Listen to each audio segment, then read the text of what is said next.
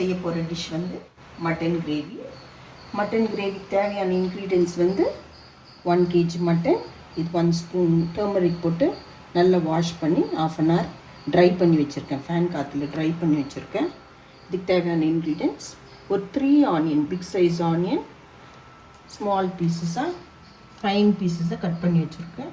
ஒரு 15 பல்லு பூண்டு, ஒரு 1 க்ரீன் சில்லி, பட்டை வந்து ஒரு 4 சைஸ் பட்டை, ஒரு 5 கிராம்பு, 2 ஏலக்காய், இது வந்து கல்பாசி, ஒரு ஸ்டார் அனீஸ். கோகோனட் வந்து ஒரு 1 பீஸ் கோகோனட்டு இதை இப்படி கட் பண்ணி வச்சுருக்கேன். இதெல்லாம் கிரைண்ட் பண்ணிக்கணும்.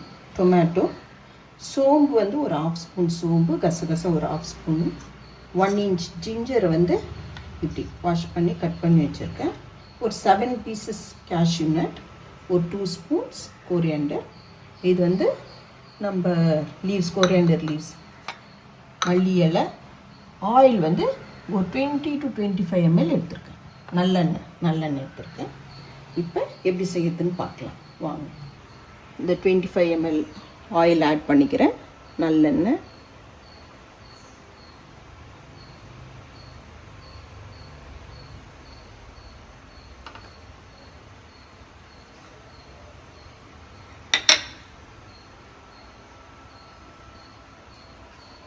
ஆயில் கொஞ்சம் ஹீட் ஆன உடனே ஒரு ஸ்டார் அனீஸ் ஆட் பண்ணிக்கலாம். கல்பாசி,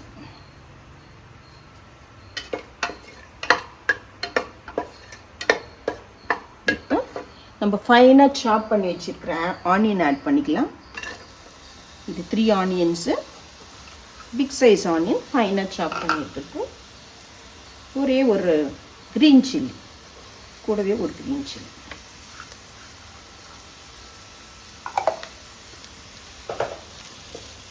இது நல்லா ஃப்ரை ஆகட்டும். நல்லா ஃப்ரைன்னா ஒரு 75% இது ஃப்ரை ஆகிறதுக்குள்ள நம்ம மசாலா கிரைண்ட் பண்ணிக்கலாம், மசாலா ரெடி பண்ணிக்கலாம். இது கார்லிக் ஆட் பண்ணிக்கலாம். இது ஒரு 15 பல்லு இருக்குது கார்லிக்கு. ஜிஞ்சர், இது ஒரு 1 inch ஜிஞ்சரு, இது வந்து பட்டை, கிராம்பு, ஏலக்காய் 2, சோம்பு, கசகசம். இதை ஃபஸ்ட்டு நம்ம ஃபைனாக கிரைண்ட் பண்ணிக்கலாம். ஆனியன் ஓரளவுக்கு ஃப்ரை ஆகிடுச்சு. நம்ம இந்த அரைச்சி வச்சுருக்கிற இஞ்சி, பூண்டு, பட்டை, கிராம்பு, சோம்பு, கசகசம் எல்லாத்தையும் ஆட் பண்ணிக்கலாம்.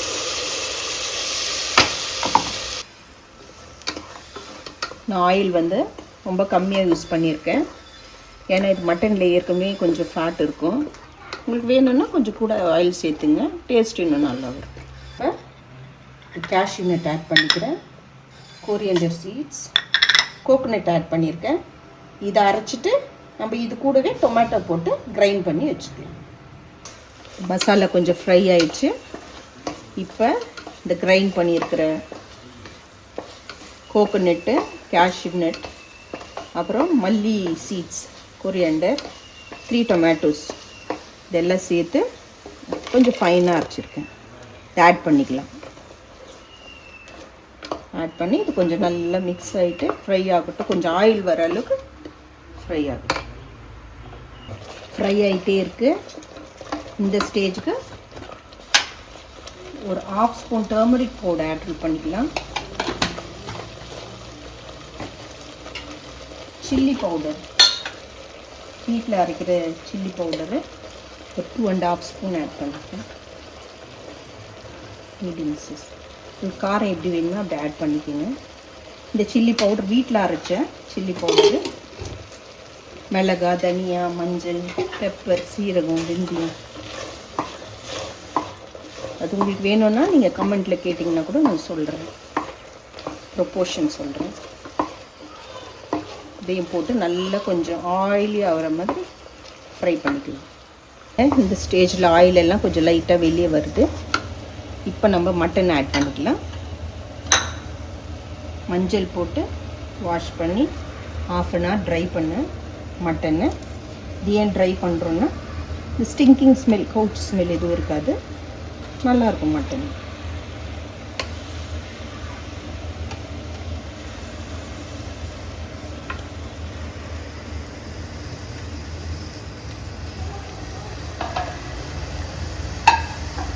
சால்ட்டு ஆட் பண்ணிக்கலாம். கல் உப்பு ஆட் பண்ணுறேன். உங்களுக்கு எது வேணுமோ ஆட் பண்ணுங்கள். டேபிள் சால்ட் வேணும்னா ஆட் பண்ணுங்கள். ஓகே, கொஞ்சம் அனல் கம்மியாக வச்சுட்டு எல்லாம் மட்டனுக்குள்ளே போகும். மட்டன் மசாலா சால்ட்டு எல்லாமே இந்த மட்டனுக்குள்ளே போயிட்டு 2 minutes. கொஞ்சம் அனல் வேணும்னா கூட கம்மியாக வச்சுக்கலாம். ஸ்டவ் கொஞ்சம் கம்மியாக வச்சுட்டு கிண்டிகிட்டே இருக்கலாம் 2 minutes. கிண்டி இருக்கும். ஓரளவுக்கு மசாலா எல்லாம் மட்டனுக்குள்ளே போயிருக்கும். இப்போ நான் வந்து 2 டம்ளர்ஸ் ஆஃப் வாட்டர், பாரு இவ்வளோ பெரிய டம்ளரில் 1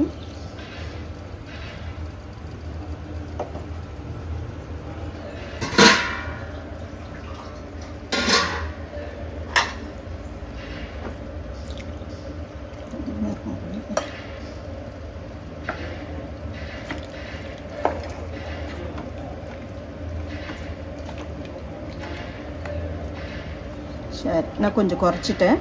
ஒரு 1.5 ஆட் பண்ணால் போதும். 1.5 டம்ளர்ஸ் ஆஃப் வாட்டர் ஆட் பண்ணிவிட்டு இப்படி சைஸில் இப்போ குக்கரை லீட் போட்டு க்ளோஸ் பண்ணிவிட்டு ஒரு 5 விசில்ஸ் விட்டுடலாம். 5 விசில்ஸ் விட்டு ஒரு 1 minute சிம்மில் வைக்கலாம். சிம்மில் வச்சுட்டு நம்ம ஆஃப் பண்ணிவிட்டு 5 minutes சிம்மில் வச்சு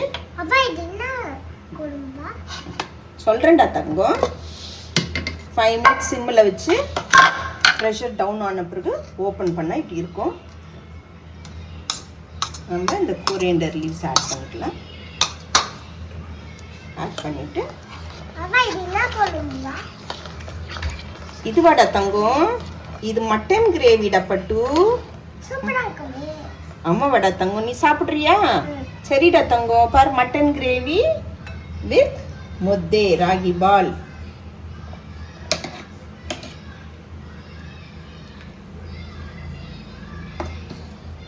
செஞ்ச மாதிரி செய்யறேன். ஆமாடா தங்கம், அதே மாதிரி தான். இந்த மட்டன் குழம்பு ராகி பாலுக்கு சூப்பராக இருக்கும். ரைஸு, தோசை, இட்லி எல்லாத்துக்குமே ரொம்ப நல்லாயிருக்கும். டேஸ்ட் பண்ணுங்கள். நீங்கள் ட்ரை பண்ணிவிட்டு நல்லா இருந்தால் லைக் பண்ணுங்கள், சப்ஸ்கிரைப் பண்ணுங்கள், கமெண்ட் பண்ணுங்கள். தேங்க்யூ.